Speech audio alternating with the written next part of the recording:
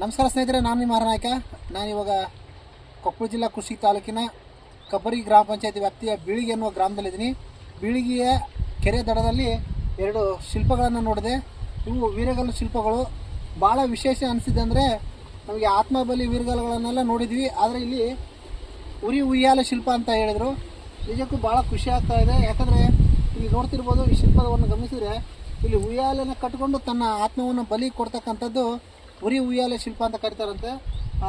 ಆ ಶಿಲ್ಪಗಳನ್ನು ಗಮನಿಸಿದರೆ ಇಲ್ಲಿ ನೋಡ್ತಿರ್ಬೋದು, ಇಲ್ಲಿ ಉರಿ ಉಯ್ಯಾಲೆ ಅಂದರೆ ಕೆಳಗಡೆ ಬೆಂಕಿ ಹಾಕ್ಕೊಂಡು ಅದರ ಕೆಳಗೆ ಅವರು ಉಯ್ಯಾಲೆನ ತೂಗ್ತಾ ಆ ಶಾಖದಿಂದ ನೋವಿನಿಂದ ನರಳಿ ಸಾಯುವಂಥ ವ್ಯವಸ್ಥೆ ಈ ಶಿಲ್ಪದಿಂದ ಕಂಡುಬರುವಂಥದ್ದು. ನಂತರ ಇಲ್ಲಿ ಅಪ್ಸರೆಯರು ಸ್ವರ್ಗಕ್ಕೆ ಕರೆದುಕೊಂಡು ಹೋಗುವಂಥ ಶಿಲ್ಪಗಳು ನಮಗೆ 3 ಭಾಗದಲ್ಲಿ ಕಂಡರಿಸುವಂಥದ್ದು. ಹಾಗೆ ವಿಶೇಷವಾಗಿ 2 ಶಿಲ್ಪಗಳು ಇಲ್ಲಿ ಕಂಡು ಬಂದಿದ್ದಾವೆ. ಇವುಗಳನ್ನು ವಾಸ್ತುಶಿಲ್ಪವನ್ನು ಗಮನಿಸಿದಾಗ ನಮಗೆ ಇವು ರಾಷ್ಟ್ರಕೂಟರ ಕಾಲದಲ್ಲಿ ದೊರೆತಿರ್ತಕ್ಕಂಥ ಶಿಲ್ಪಗಳು ಅಂತೇಳಿ ಮಾಹಿತಿ ಬಂತು.